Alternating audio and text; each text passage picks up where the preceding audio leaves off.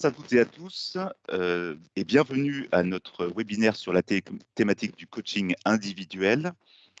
Ce webinaire que nous vous proposons aujourd'hui s'inscrit dans le cadre de nos rendez-vous du mardi où, une fois par mois, nous vous proposons un webinaire portant sur une thématique en lien avec nos champs d'expertise. Je suis Fabrice Meignier, consultant, et je vais avoir le plaisir d'être accompagné pour vous présenter ce webinaire par Catel Lebeuse. Bonjour Catel. Bonjour Fabrice, bonjour à tous. Et par Pauline Mignot. Bonjour Pauline. Bonjour à tous. Nous sommes tous les trois rattachés à la direction du Conseil en ressources humaines chez Tingari. Cette direction a deux axes principaux en termes d'intervention. D'une part, nous accompagnons des personnes sur des actions, sur des prestations individuelles, bilan de coaching, outplacement coaching. Par ailleurs, nous accompagnons des salariés sur des dispositifs de mobilité collective tels que plan de sauvegarde de l'emploi ou dispositifs de rupture conventionnelle collective. Nous allons enregistrer ce webinaire et donc pour des questions de confidentialité, nous vous proposons de bien vouloir couper vos caméras et micros. Cela étant, vous pouvez à tout moment dans le menu conversation nous faire part de vos questions ou vos remarques et nous aurons l'occasion d'y revenir en fin de ce webinaire. Sans transition, je passe la parole à Catel pour nous présenter le sommaire. Alors, dans le cadre de ce webinaire, on va s'attarder sur la question du coaching au regard des conséquences de la crise sanitaire et vous expliquer comment cette pratique s'est développée en entreprise et structurée.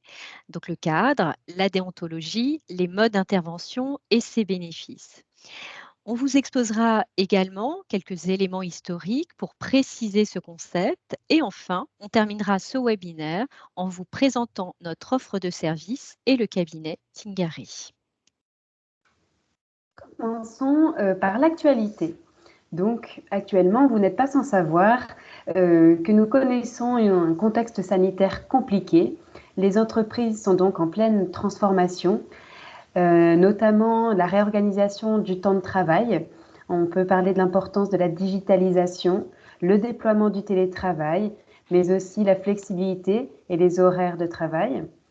La réorganisation également des lieux de travail avec le flex office, mais également les environnements de travail comme le coworking, les Fab Labs.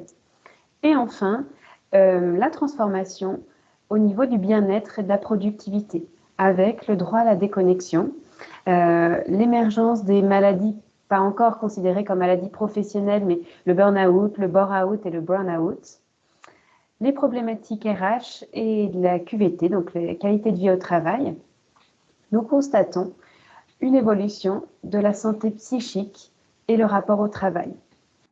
Dans le baromètre Empreinte humaine, qui s'appuie sur l'Institut de sondage OpinionWay, met en avant le fait que 38% des personnes sont actuellement en détresse psychique et 33% ont un taux de dépression nécessitant un traitement.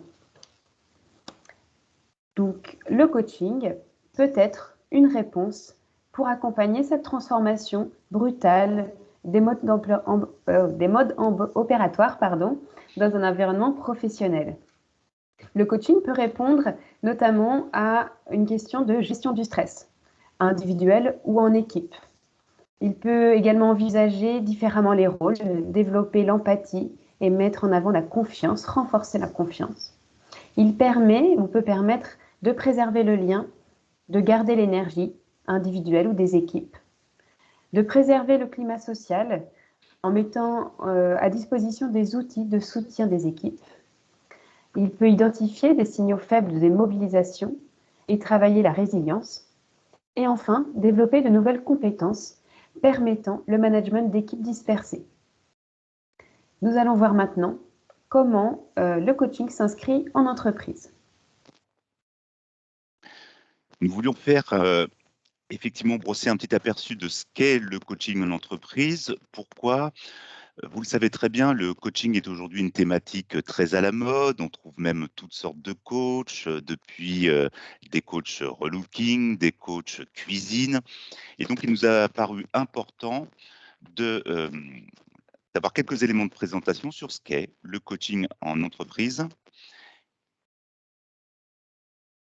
Et tout en essayant de vous montrer que donc l'executive coaching, le coaching en entreprise, est un métier qui s'est fortement structuré, professionnalisé ces dernières années.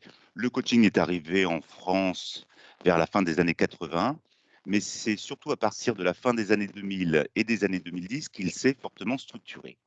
Il s'est tout d'abord fortement structuré autour d'organisations représentatives.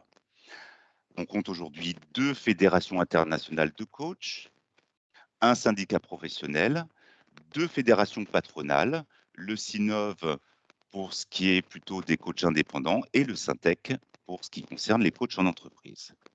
Le métier s'est structuré aussi à travers un code de déontologie, unanimement partagé. Ce code de déontologie mis en œuvre par les coachs cadre notamment les relations avec les clients en termes de contractualisation, d'intégrité du coach, de confidentialité des échanges. Il porte aussi sur la conduite à tenir par le coach et plus largement son éthique et vise au final à une excellence de la pratique du coaching en entreprise. Le métier lui-même s'est fortement structuré. On dénote aujourd'hui un référentiel de compétences uniment partagé, donc qui présente l'ensemble des compétences que le coach est, et doit mettre en œuvre. On a des diverses formations qui sont reconnues par la profession, par les organisations représentatives. Donc un certain nombre d'organismes de formation donc, ont vu leur formation coaching reconnue par le métier. La structuration du métier de coach professionnel concerne aussi la nécessité pour le coach d'être supervisé auprès d'un professionnel plus aguerri qui notamment pourra l'aider à repérer d'éventuels biais dans sa pratique, la nécessité pour le coach de continuer à se former tout au long de sa carrière, tout ceci aboutissant à un processus de certification pour les coachs qui est une forme de label qualité venant encadrer leur intervention. En ce qui concerne la contractualisation avec l'entreprise et la personne coachée, donc un contrat tripartite est systématiquement établi. Ce contrat tripartite va définir un objectif global partagé par les 3 parties, l'entreprise, le salarié concerné et le coach. Cet objectif global se déclinant en divers objectifs plus particulièrement individualisés en ce qui concerne la personne à accompagner. Alors, il existe différents types de coaching, notamment donc, le coaching de guidance. Il s'agit d'accompagner le salarié à reprendre confiance en lui et l'aider à donner du sens dans le champ professionnel. Le coaching de performance qui permet de préparer le salarié dans le cas d'une prise de poste ou l'accès à des fonctions d'encadrement. Et enfin, le coaching de transition qui a pour objectif d'aider l'individu dans l'évolution de sa posture professionnelle.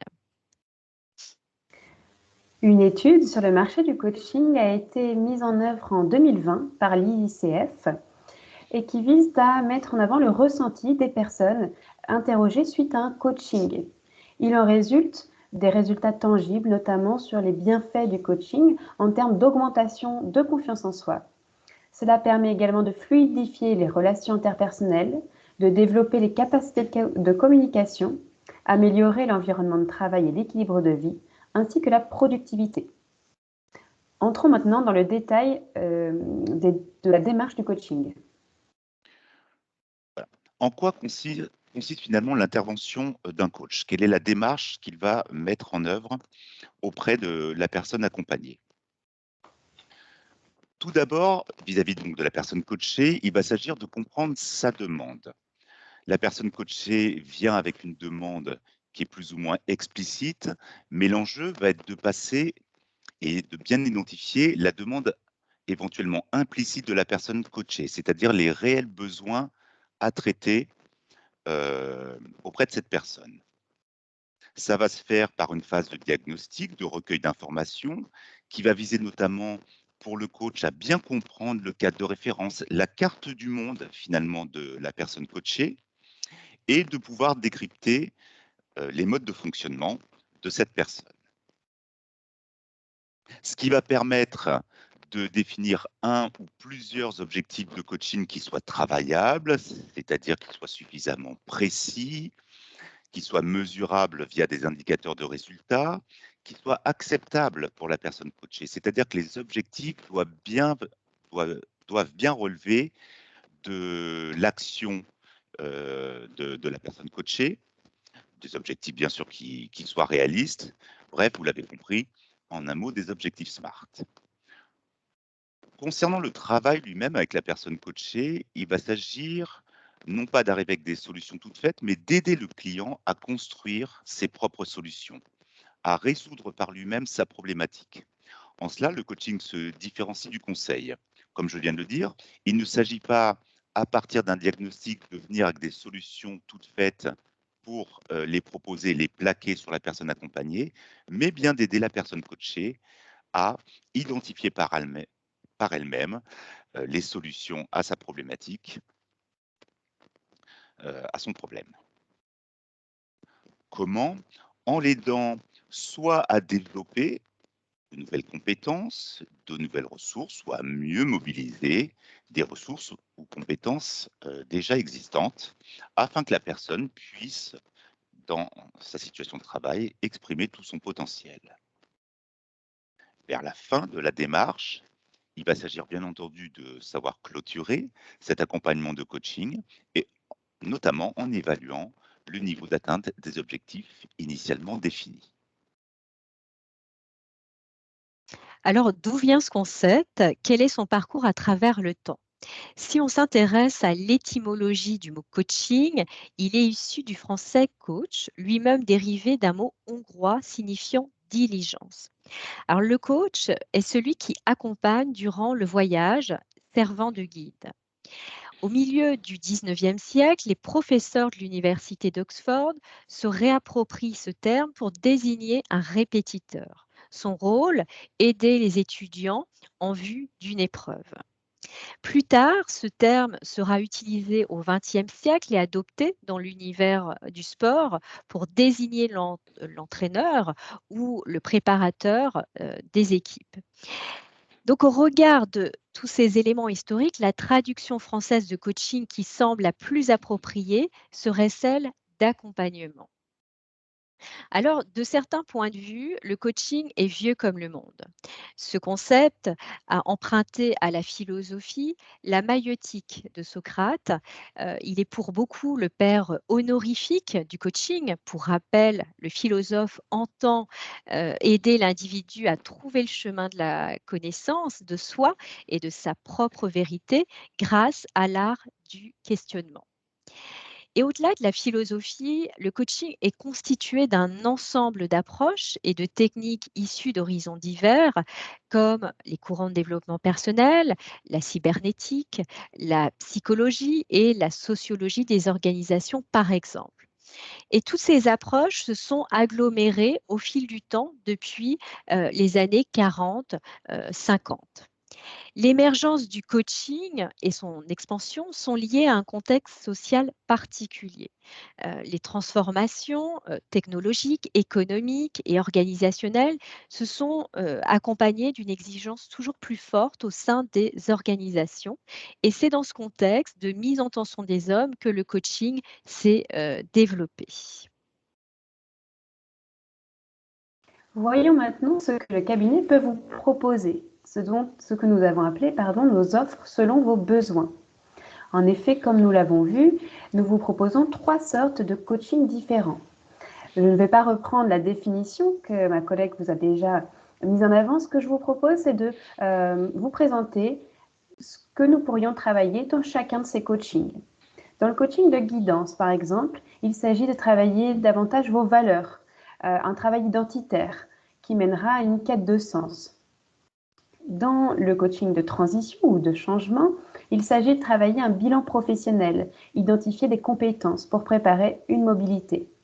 Et enfin, dans le coaching de performance, nous pourrions travailler la prise de parole en public, la gestion des priorités, le leadership, des acquisitions de compétences afin de monter en compétences.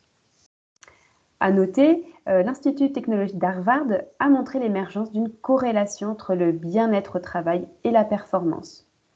Vous l'aurez compris, un salarié heureux sera en moyenne plus productif, à 31%, 2 fois moins malade et 55% plus créatif.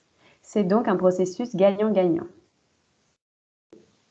Alors, en ce qui concerne le cadre, nous proposons 20 heures d'accompagnement sous forme de rendez-vous réguliers de 8 à 10 séances en fonction des objectifs et des besoins de chacun. Et notre démarche, comme d'ailleurs toute démarche de coaching, est une démarche personnalisée, individualisée. Il faut tenir compte, et il s'agit de tenir compte des besoins de la personne et de la problématique identifiée. Et donc, en fonction de ces besoins et de cette problématique, le coach va mobiliser un certain nombre d'outils adaptés pour ce faire. À titre d'exemple, si la personne se situe dans un enjeu de développement de compétences, certains outils, par exemple de la programmation neurolinguistique, peuvent être parfaitement mobilisés. Si la personne est face à une problématique, on va dire relationnelle, certains outils comme l'analyse transactionnelle, la communication non violente peuvent là aussi avoir tout leur intérêt.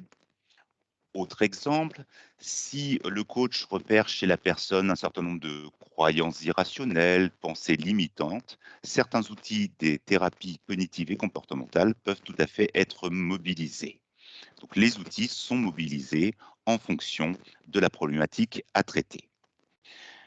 Bien sûr, toutes nos interventions font l'objet d'un contrat tripartite que nous appelons contrat d'accompagnement, qui va définir l'objectif de l'accompagnement, ce contrat étant signé par les 3 parties, donc l'entreprise, la personne à coacher et le coach, et donc formalisant les engagements mutuels. Comme nous vous l'avons dit, nous nous adaptons également aux transformations actuelles et donc à l'évolution du monde du travail. Nous proposons des accompagnements aussi bien en présentiel qu'en distanciel, donc avec des nouvelles plateformes qui ont été mises en place dans ce but-là, mais aussi un accompagnement mixte alliant du présentiel et du distanciel. Alors, en conclusion, quelques mots sur Tingari. Donc, on accompagne les organisations dans leur enjeux de transformation RH comme les PSE, les RCC, donc les ruptures conventionnelles collectives, les PDV, les plans de départ volontaire, jusqu'à la mise en œuvre opérationnelle auprès des individus au travers de solutions d'accompagnement comme le coaching, les bilans de compétences ou les outplacements. On intervient également dans la mise en œuvre de politiques de diversité et de handicap. Et à ce jour, on a accompagné plus de 63 000 personnes. Alors, Tingari est présent sur l'ensemble de l'Hexagone. Nos services d'accompagnement en présentiel ou en virtuel sont dispensés au sein de 225 implantations en France, donc un maillage territorial fort. Nous arrivons vers la fin de notre webinaire. Et donc, comme je vous l'ai dit, chaque mois, nous organisons, dans le cadre de nos rendez-vous du mardi, un webinaire sur un de nos thèmes d'expertise. Et donc, notre prochain webinaire portera sur la thématique de l'outplacement et aura lieu le 15 mars prochain. Vous êtes intéressé, vous avez des questions, vous souhaitez en savoir plus, s'affichent à l'écran donc les coordonnées de la personne que vous pouvez contacter, Marie-Françoise Brousse, qui est responsable chez nous de l'ensemble de l'activité individuelle.